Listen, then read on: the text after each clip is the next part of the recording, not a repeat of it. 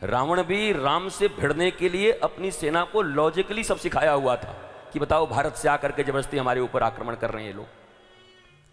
रावण की सेना इतनी मजबूत थी, एक विभीषण को छोड़ करके, वो भी विभीषण को हनुमान जी जैसे गुरु मिल गए और समझा दिया ठीक ठाक से, नहीं तो विभीषण भी लाल बत्ती के चक्कर में ही फंसे हुए थे। सीता का हरण तो पहले ही हो गया था, छोड़ के आ गए होते। दोनों तरफ मन था, और रावण भी थोड़ा सा लिबर्टी दे के रखा था कि चल चल चल घर में राम नाम लिख ले, कोई बात नहीं, तुलसी लगा ले, पर रहेगा मेरे ही पास। रावण भी सोचता है दो चार आदमी को टुकड़े उकड़े दे के रखे रहो, बाहर जाके बिना मतलब का भेद दे देंगे। तो रावण जानता था, नहीं तो रावण की लंका में किसके माई की दूध पी करके कौन पैदा हुआ है जो राम नाम लिख दे और धनुष्मान बना दे और राम नाम रट ले। राम सुनते ही रावण भड़क जाता था, पर विभीषण पे नहीं भड़कता था। क्यों नहीं भड़कता था? वो भी रावण की कूटनीति थी कि ज्यादा अगर इसके ऊपर कड़ाई करूंगा तो ये भाग जाएगा, भाग के कहीं ना कहीं हमारे इधर उधर कर देगा मामला। और विभीषण भी सोचते थे भैया चाहे जितने भी बुरे हों, लाख दुनिया में कोई कुछ कहे, पर हमको कहां रोकते हैं। देखिए हमको तो तुलसी लगाने दिए ना, हम तो राम राम करते। अब बेचारे का वो पर्सनल लाइफ है, उसमें थोड़ा बहुत, लेकिन मेरे लिए तो बहुत अच्छे, मेरे प्यारे भैया हैं, माई big brother, big boss. Vibhishan ये बोलता था। शायद इस एंगल से कभी रामायण को देखने का तुम्हें अवसर नहीं मिला है।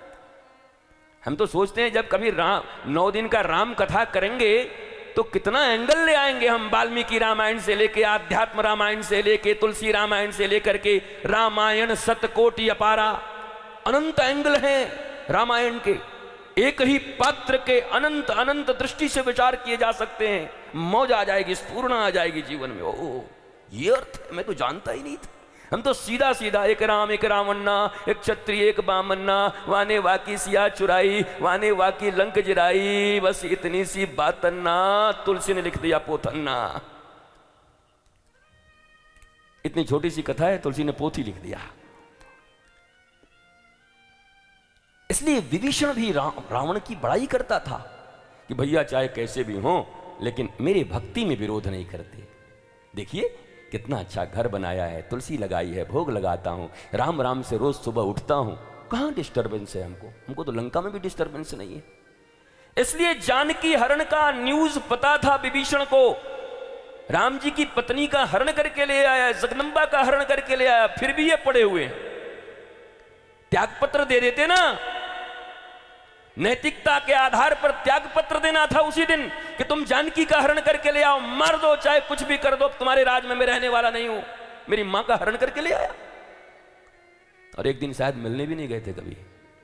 फॉर योर काइंड इंफॉर्मेशन, कभी विभीषण मिलने भी नहीं गया था सीता जी से। उसी अशोक वाटिका में थी, मिलने नहीं गए थे। तो मनुष्य के अंदर में समझ तो होती है, पर सुविधाओं की भूख एंड कंफर्ट जोन मनुष्य को भक्ति, ईमानदारी, राष्ट्र प्रेम, ईश्वर प्रेम और सब छोड़ो, अपने ही सुंदर जिंदगी से उसको वंचित कर देती है, क्योंकि वो कंफर्ट जोन में रहना चाहता है। याद रखो, ये कंफर्ट जोन तुम्हें पूरी लाइफ के लिए डिस्कंफर्ट में डाल रहे हैं, तुम्हारे आने वाली पीढ़ियों को डिस्कंफर्ट में डाल रहे हैं। ये कंफर्ट जोन नहीं है। कंफर्ट जोन फिर तो भारत के जो सेना के जो बहुत सारे बुक्स हैं या जो चीजें हैं, उसको भी ISI को कोई सौंप के आ जाता है, तो कंफर्ट जोन के लिए तो सौंप के आता होगा। 100 करोड़ रुपया उसको मिलता होगा, सोचता होगा बेटी का शादी कर देंगे, इतना बड़ा घर बनाएंगे, बाबू का वहां नौकरी लगा देंगे, ऐसी बिल्डिंग बनाएंगे। Comfort zone. इसलिए भारत के विरोध में भी उतर गया, सैनिकों के विरोध में भी उतर गया, ISI से मिल गया। ये कंफर्ट जोन एक जगह की बात नहीं है। अगर तुम्हारा लालन पालन पोषण, तुम्हारी वृत्ति, तुम्हारे विचार आचार कंफर्ट जोन के लिए बन गए, तो तुम कभी धार्मिक नहीं हो पाओगे। वो धर्म का आडंबर चाहे तुम जितना कर लो, पगड़ियां बांध के चाहे जितने घूम लो, झंडे डंडे चाहे जितने उठा लो, पर याद रखो धर्म आचरण के लिए है। धन और धर्म दो प्रकार की दवाइयां हैं वैद्य के द्वारा दी गई। एक ऐसी दवाई है जो ऊपर ऊपर लगाना है और एक ऐसी दवाई है जो इनहेल करना है, पीना है। लेकिन याद रखना, अगर थोड़ी गड़बड़ी हो गई, लगाने वाले को पी गए और पीने वाले को लगा दिए, तो 7 दिन में मामला। घुटने में किसी का दर्द था तो एक तेल दिया लगाने के लिए और एक दिया पीने के लिए। बोतल एक ही जैसा था पुराने जमाने में।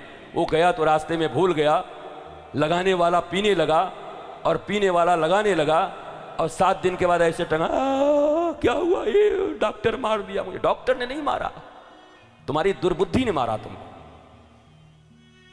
मेरे प्रिय भारतवासियों, ऐसे ही धर्म और धन, धर्म मिला था तुम्हें जीवन में आत्मसात करने के लिए, पीने के लिए, और धन ऊपर की वस्तु थी। तुमने गलत किया, धन तो पी गए, तुम्हारे खून में भी धर्म निकलेगा और धर्म को ऊपर दिखावटी बना दिया। हम सब धार्मिक हैं, बस चारों तरफ कपड़ों से, झंडों से, डंडों से, आडंबरों से, आभूषणों से अपने आप को धार्मिक साबित करने पे पड़े हुए हैं।